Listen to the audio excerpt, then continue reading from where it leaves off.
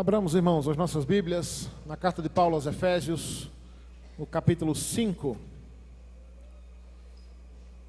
Carta de Paulo aos Efésios, capítulo 5.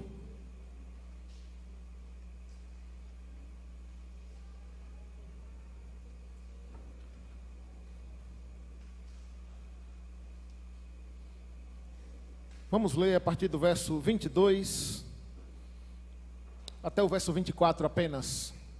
Efésios capítulo 5,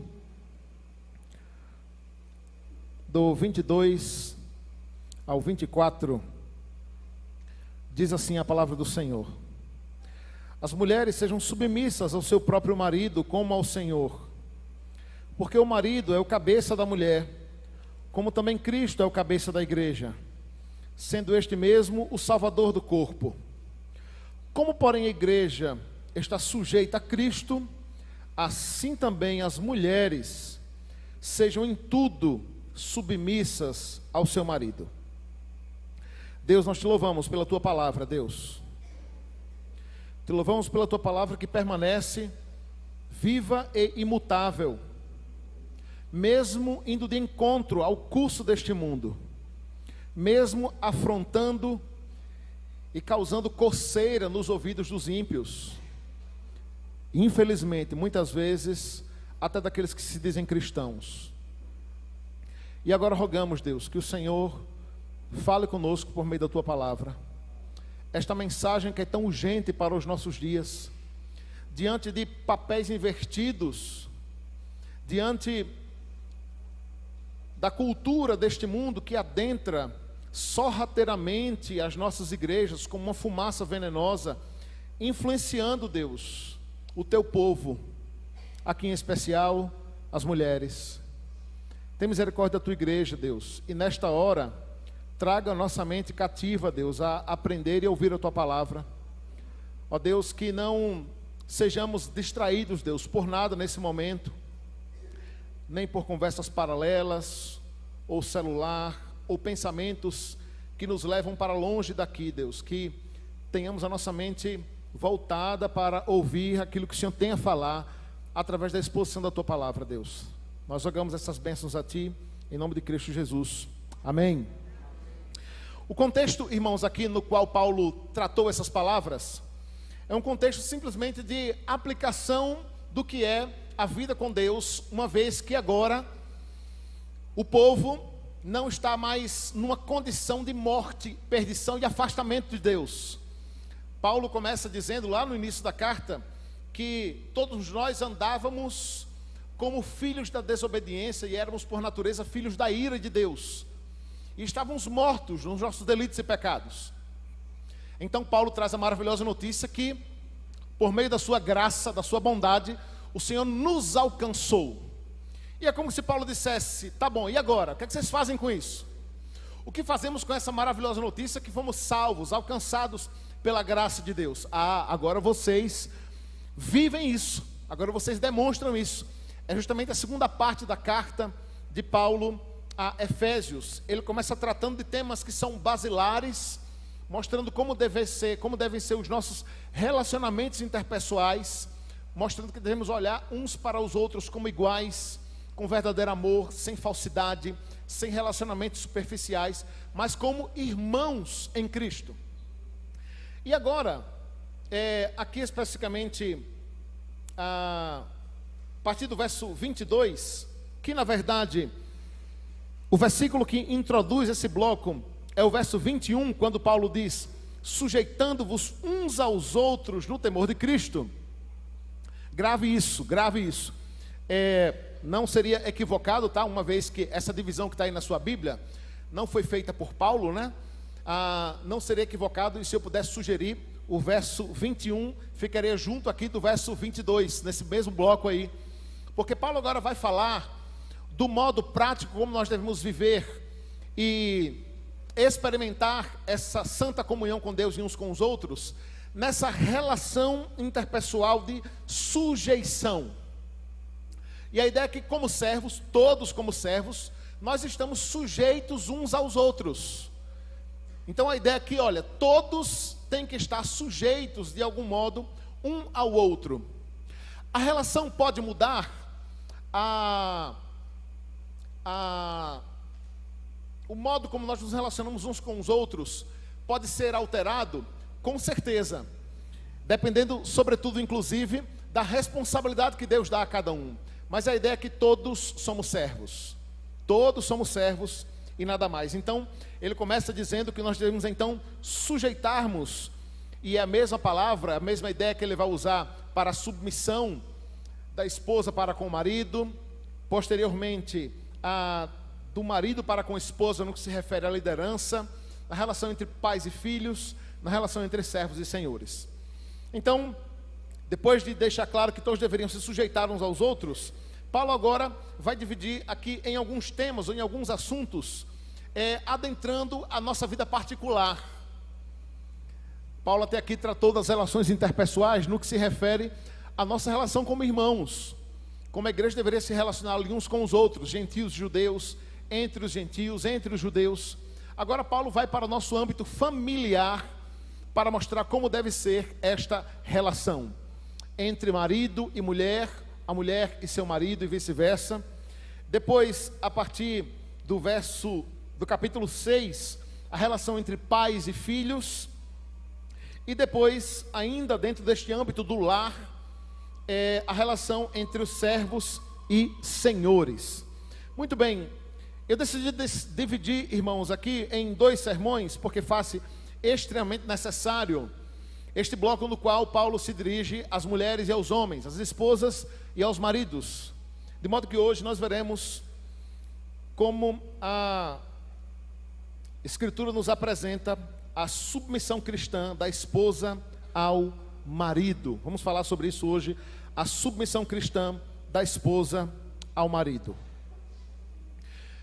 De um modo geral, parece-me que a igreja está um tanto alerta para os rumos, as pautas e os caminhos os quais os movimentos feministas atuais estão caminhando. Uma vez que nós chegamos num ponto extremo, no qual a tentativa de boa parte dos movimentos feministas mais extremados é não mais alcançar a igualdade de direitos entre homens e mulheres, mas sim alcançar a superioridade feminina ao ponto que menospreze e despreze a necessidade do homem, do pai, do marido. E parece que agora, chegando a esse extremo, a igreja começa a ficar um pouco com o pé atrás em relação a algumas pautas, algumas defesas e alguns problemas que têm surgido na nossa sociedade por conta dessa inversão de papéis e inversão de valores. Mas a verdade, irmãos, é que a inversão de papéis e valores, no que se refere a aquilo que o homem deveria assumir, aquilo que o macho deveria assumir enquanto chamado de Deus, aquilo que a mulher deveria assumir enquanto chamado de Deus, começa lá no Éden. Começa lá no Éden. E permanece, estende até os nossos dias. Isso é um problema, irmãos, desde que a igreja é igreja. Isso era um problema na sua infância, na infância dos seus pais, dos seus avós. Desde criança eu ouço a piada: o marido é o cabeça, mas o pescoço é a mulher. Desde criança eu ouço essa piada, que não é uma piada, né? É uma uma realidade dita numa frase de mau gosto, quase que diabólica, para mostrar uma realidade dos nossos dias, que está aí desde sempre.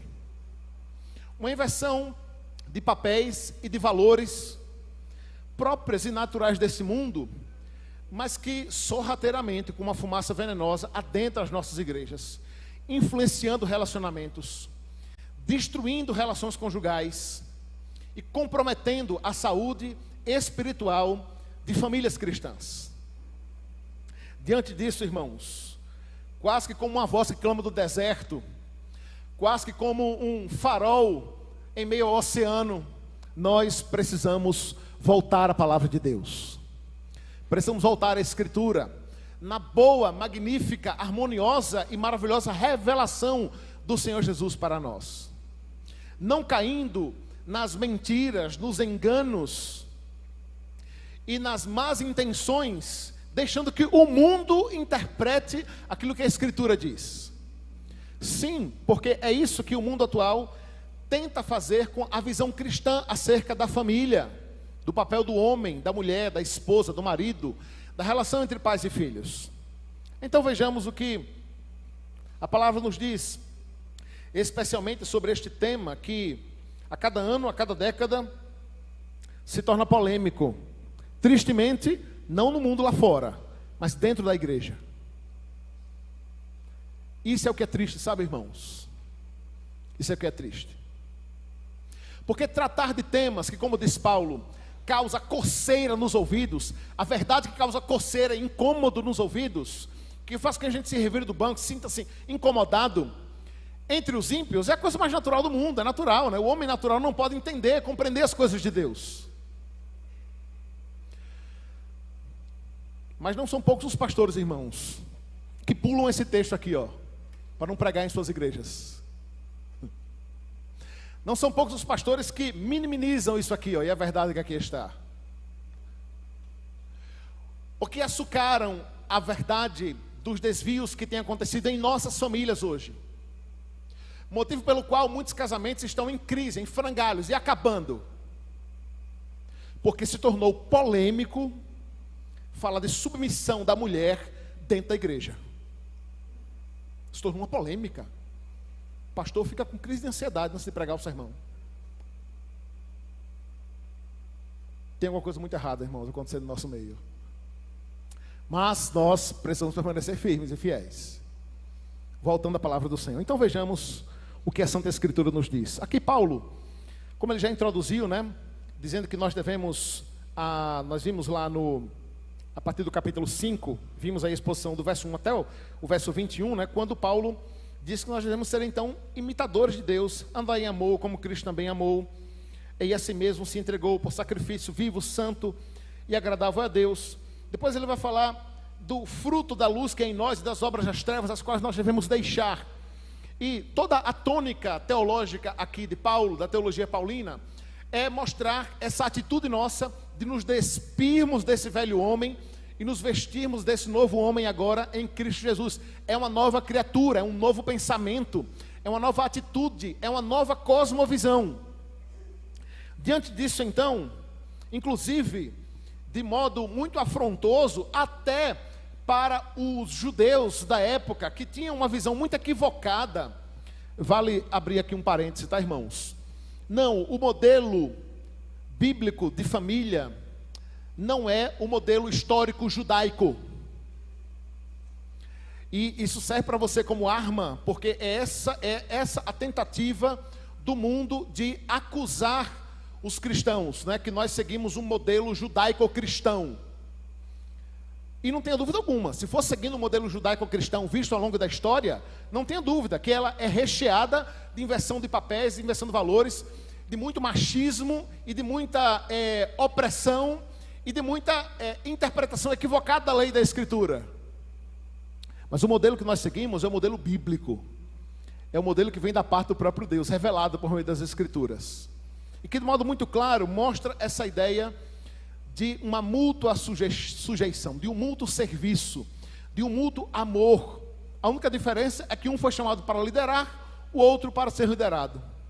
Um foi chamado para ser pai, o outro foi chamado para ser filho. Um foi chamado para ser servo, o outro foi chamado para ser senhor. Mas todos devem olhar para si mesmos como iguais, amarem-se como iguais e viverem nessa relação uns com os outros como iguais. Então, em primeiro lugar, Paulo se volta para as mulheres, mostrando para nós aqui a natureza da submissão cristã. A natureza da submissão cristã, irmãos, nada tem a ver com uma cultura, tá? Como tentam dizer que a nossa sociedade, esse nosso modelo familiar, ele é fruto próprio de uma cultura judaico-cristã que, ao longo dos anos, foi impondo isso, e isso veio passando de geração em geração e chega até nós. Não, não. O nosso modelo de família, o nosso modelo de nossas relações, ele surge lá no Gênesis. Ele surge lá no Éden. Quando Deus primeiro forma o homem, dá-lhe atribuições, trabalho, mandatos, ordens, e depois providencia para ele a sua auxiliadora, sua esposa, sua mulher. Aqui Paulo aplicando isso, mostrando como deve ser essa relação, entendendo inclusive, né, que essas relações conflituosas entre maridos e esposas permaneciam desde que Adão e Eva pecaram e ficaram lá colocando a culpa um no outro, né? Olha, foi a mulher que o Senhor me deu, olha, foi a serpente, né? Olha, foi o marido. Então, Paulo agora se volta em primeiro lugar para as mulheres, dizendo a elas, acompanhe comigo, verso 22, as mulheres sejam submissas ao seu próprio marido, como ao Senhor.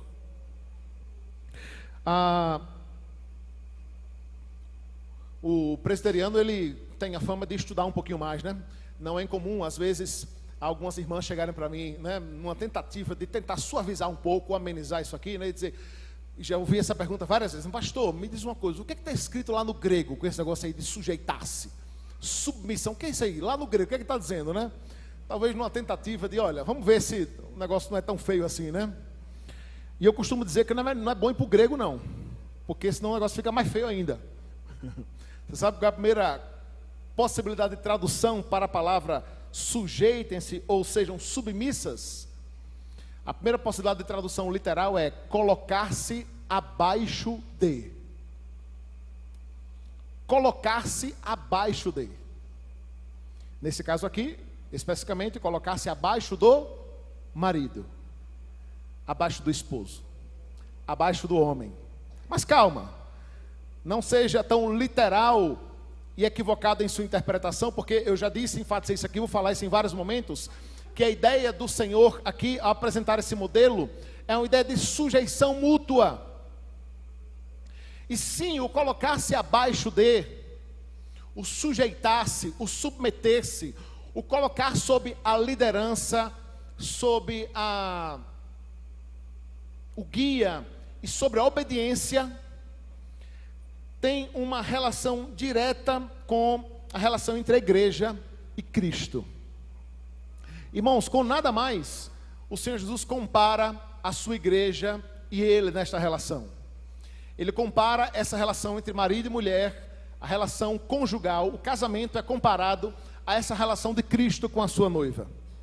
Então, ao apresentar a natureza da submissão cristã, que consiste em mostrar que a mulher então deve, como esposa, se colocar em submissão ao seu próprio marido, é o que diz também o texto de Colossenses, capítulo 3, verso 18, também o texto de 1 Pedro 3:1, quando diz, do mesmo modo, as mulheres sejam submissas aos seus maridos, a fim de que algum deles, caso não obedeçam a palavra, sejam ganhos pela palavra, aqui no caso daquelas irmãs, né, que eventualmente eram casadas com ímpios, né, com maridos não crentes. Ela tem essa relação e essa fundamentação cristocêntrica. A submissão, irmãos, ela é cristocêntrica porque ela revela essa sujeição da esposa ao marido, assim como a igreja deve sujeitar-se, obedecer e seguir ao Senhor.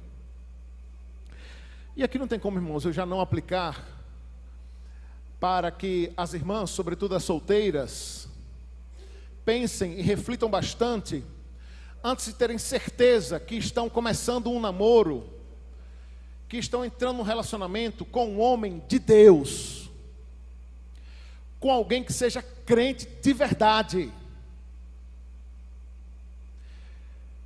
Porque se você casar com um ímpio, você vai ter que se sujeitar a um ímpio. Você vai ter que ser submissa a um homem descrente. Você vai ter que prestar liderança a um homem que não tem a Bíblia nem o Senhor como seu guia. E somente quem passou ou passa por essa experiência sabe o quão difícil pode ser isso.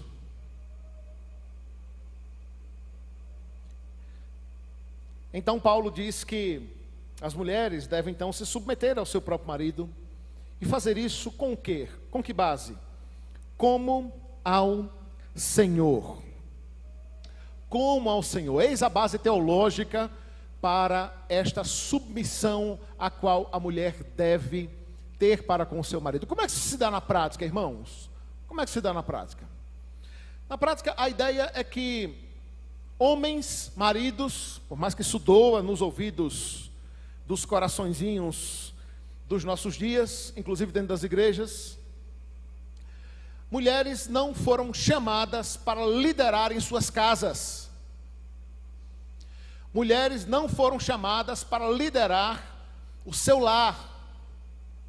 Essa é uma responsabilidade e uma incumbência que quer aceite você ou não, seja essa a realidade na sua casa ou não, essa é uma incumbência que foi dada aos homens e não às mulheres. Isso inclui a responsabilidade e liderança financeira, emocional, espiritual, no cuidado com os filhos, em absolutamente tudo. Tudo. E é neste sentido, então, que o texto diz que as mulheres devem ser submissas ao seu próprio marido como ao Senhor.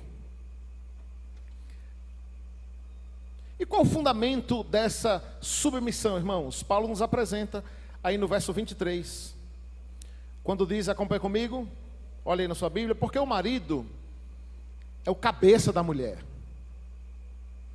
como também Cristo é o cabeça da igreja, sendo este o Salvador do corpo.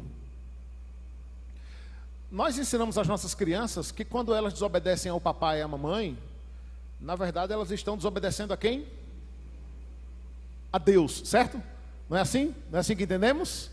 Porque é um mandamento direto, né? Honra teu pai e tua mãe, não é isso? Então, quando você desobedece ao papai e à mamãe, você está desonrando ao Senhor, desonrando a Deus. Misericórdia. Vamos lá. Quando você, mulher, toma frente, usurpando o lugar do seu marido, de lideranças, decisões as quais ele deveria tomar, você também está quebrando o mandamento. Você também está desonrando o Senhor. Você também está desobedecendo a Deus. Onde é que está isso, pastor? Está aqui. O marido é o cabeça da mulher, e não a mulher a cabeça do homem. Por quê? Porque é Cristo o cabeça da igreja, e não a igreja a cabeça de Cristo. Então, quando, irmãos, nós podemos aceitar que esses papéis sejam invertidos? Quando a gente passar a acreditar que é a igreja que domina o Senhor, é a igreja que governa o Senhor, e é o Senhor que se submete à vontade da igreja ou do homem.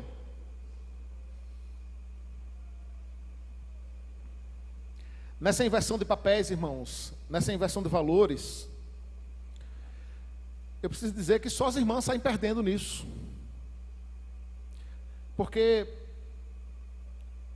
num tempo onde uma série de atribuições e obrigações, as quais nem deveriam estar sobre os ombros das irmãs estão, as irmãs ainda acabam assumindo a responsabilidade que era papel que deveria ser cumprido pelo homem. E aqui se divide em dois grupos, eu sei disso. As mulheres que acabam liderando e assumindo a liderança, porque tem dentro de suas casas muitas vezes ou um ímpio ou um incrédulo, o qual, não tendo a visão cristã do seu papel, não vai agir dessa forma, ou até tendo um marido crente, é um marido crente, mas fraco, frouxo, que não assume o seu papel, que não assume a sua responsabilidade. Então, alguém tem que fazer. Alguém tem que ir lá disciplinar a criança. Se o pai é um papai bobinho, que é mais uma criança no meio das demais, alguém tem que assumir a liderança. Então a mulher vai lá e faz. Então essa inversão de papéis e de valores, na maioria dos casos, eu quero crer que seja assim, principalmente nas igrejas. As mulheres lideram e assumem, porque os homens não tomam sua posição para assumir o seu posto e fazer o que precisa ser feito. Mas tem aquelas que avançam um pouco mais no pecado e fazem porque querem fazer, lideram porque querem liderar, porque são verdadeiras filhas de Eva. São verdadeiras filhas de Eva, que tomam a frente de seus maridos, que falam por eles, que falam como representantes da família. O que aponta, por sua vez, irmãos, para um reflexo do que é a nossa sociedade. Nós vivemos numa sociedade matriarcal. A maior balela que existe na nossa geração, em pleno século XXI, no Brasil, é dizer que nós somos fruto de uma sociedade patriarcal. Só se foi no século passado, porque neste século, há muito tempo, já não é mais. São as mulheres que dominam as famílias, o Estado, a igreja.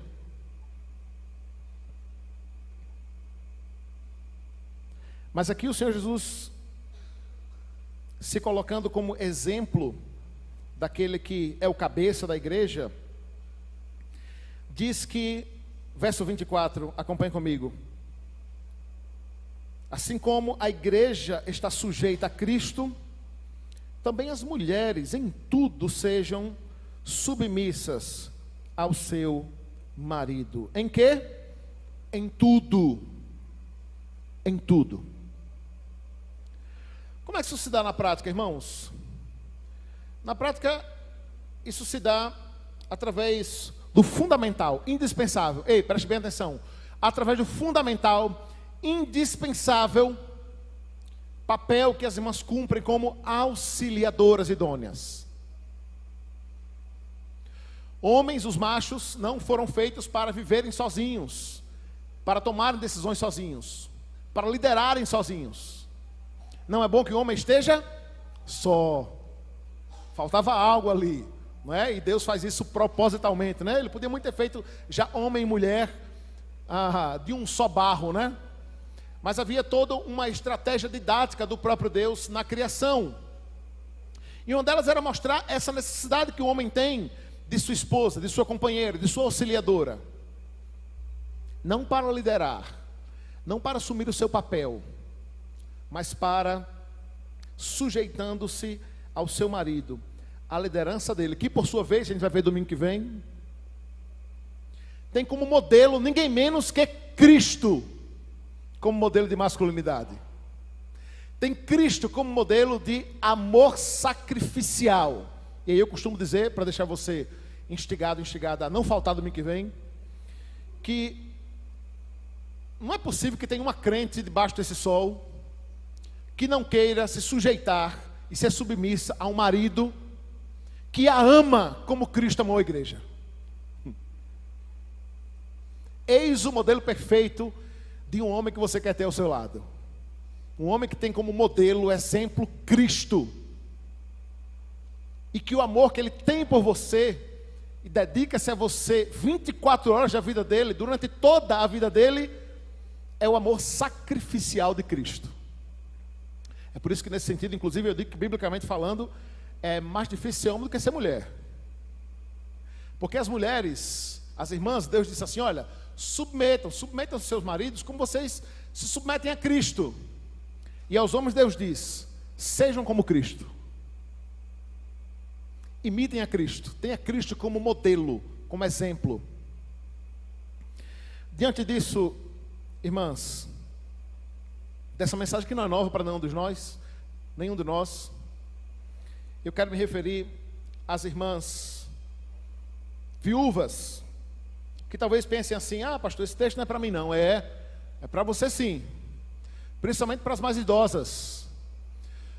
Vocês são e devem ser, irmãs, como colunas nessa sociedade, nessa igreja, como remanescente fiel de Deus, que conhecendo essa palavra, conhecendo essa escritura, e que talvez até tendo vivido isso no seu casamento, deve continuar ensinando as mais novas, não é isso que diz a escritura? Ensinando as mais novas a permanecer fiéis na escritura e na palavra. Eis o papel das irmãs. Eu quero me referir aqui às irmãs que são casadas, com homens crentes, e têm se esforçado para viver este evangelho, essa verdade e essa palavra. Seja e continue sendo esse exemplo de mulher cristã, piedosa, submissa ao seu marido. Num tempo e numa geração onde as mais jovens, sobretudo nas redes sociais, na mídia, na universidade, são embriagadas pelas filosofias e doutrinas do feminismo avassalador que só avança cada vez mais, que sorrateiramente entra nas nossas igrejas e inevitavelmente influencia as nossas jovens, as nossas adolescentes, as nossas meninas, as nossas garotas. Essa mensagem é para você que é casada com um homem descrente. E eu posso dizer a você que tem uma noção bem real de como é isso. Minha mãe casou com um ímpio e eu acompanhei meu pai se convertendo quando eu tinha 23 anos de idade. Até lá eu vi minha mãe sofrer um bocado. O jugo desigual não é fácil. Deus é gracioso com algumas irmãs, não é, que tem um marido que não atrapalha, não as impedem, até incentiva, né, da relação com Deus e com o Senhor. E de um modo geral, com muita graça comum, são bons maridos, são bons pais. Mas nem todos são agraciados dessa forma. E a mensagem para você é que permaneça fiel ao Senhor e à palavra, para que através do seu testemunho, da sua vida, inclusive da sua submissão ao seu marido ímpio, desde que essa submissão não a faça pecar contra o Senhor, você possa ganhar o seu marido, através da sua vida, do seu testemunho. Essa mensagem é para você, que só você aí no seu coração sabe, de como esse é um texto difícil de engolir. Essa mensagem é para você que olha para esse texto e quer interpretá-lo como algo cultural, de um tempo específico, lá no século I, porque hoje em dia os tempos mudaram e as coisas são outras. Os tempos são outros. Faça o seguinte, não acredite em mim não, nem em nenhum teólogo. Se volta para a Escritura, vá ler todos os textos bíblicos que mostram a revelação escriturística, inspirada pelo Senhor, do papel da mulher ao longo da história da revelação, no Antigo e no Novo Testamento. Se debruce sobre isso, para que você possa se esforçar cada vez mais, para viver uma vida que glorifique ao Senhor, através do seu papel como esposa, como mulher, como mãe, para que isso de fato glorifique ao Senhor, assim como a igreja se submete ao Senhor, assim como a igreja confia nas mãos do Senhor o seu pastoreio, a sua liderança, o seu governo, que assim também seja na vida de cada uma das irmãs. Que essa seja, irmãos, a mensagem que continue sendo pregada, anunciada e falada nos nossos dias. E que de modo prático você possa demonstrar este amor, este respeito e esse cuidado para com o seu marido. Então eu queria concluir trazendo algumas breves aplicações nesse sentido. Tenha cuidado com as palavras. Tenha cuidado com as palavras. Submissão também se vê de modo prático através do respeito que você deve ter para com seu marido. Eu queria conseguir apagar da memória algumas cenas que a gente vê na porta da igreja, não aqui necessariamente, né, mas das igrejas de um modo geral, de mulheres tratando seus maridos como se fossem seus filhos. Ei, preste bem atenção, seu marido não é seu filho. Ah, pastor, mas ele se comporta como um, mas não trate ele como um. Mesmo que ele se comporte como seu filho, ele continua sendo seu marido, respeito a ele.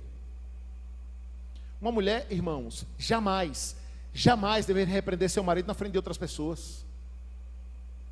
Uma mulher jamais deveria envergonhá-lo na frente de outras pessoas, desmenti-lo na frente de outras pessoas.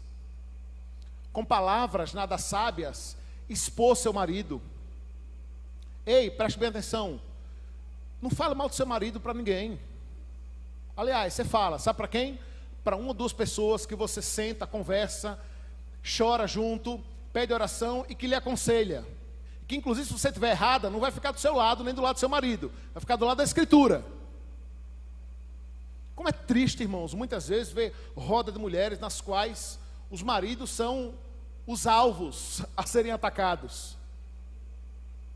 Isso é falta de respeito, irmãos. Isso é quebra de mandamento. Isso é falta de submissão amorosa, bíblica ao Senhor. Lembre-se disso.